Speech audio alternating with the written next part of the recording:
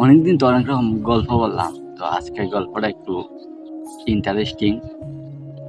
তো ভিডিওটা শুরু করার আগে আপনারা এই ভিডিওতে একটা লাইক দিয়ে কমেন্ট করে আপনার গল্পটা বলে যান, যাতে করে আমি আপনার গল্পটা শেয়ার করতে পারি।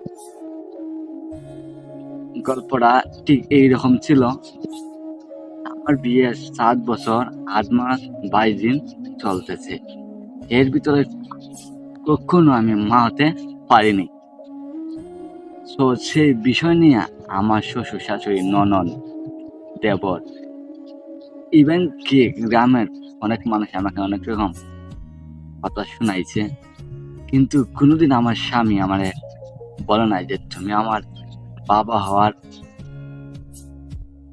থেকে বঞ্চিত করছো, আমাকে বাবা ডাক শুনাইতে পারোনি। আমি আমার স্বামীকে অনেকভাবে বুঝিয়েছি যে তুমি আরেকটা বিয়ে করে নাও, অন্তত তুমি তো বাবা ডাকটা শুনতে পারবে। কিন্তু আমার স্বামী কথা শুনে আমি তাকে তার প্রতি আর সম্মান বেড়ে গেল। সে আমাকে বলে আমার পক্ষে দ্বিতীয় বিয়ে করা সম্ভব নয়, কারণ তুমি আমার প্রথম এন্ড শেষ ভালোবাসা। তোমাকে যে জায়গায় রেখেছি সেই জায়গায় অন্য কাউকে বসানো পক্ষে সম্ভব না।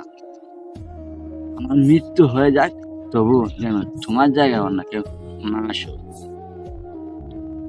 তো গল্পটা এইটুকুই ছিল।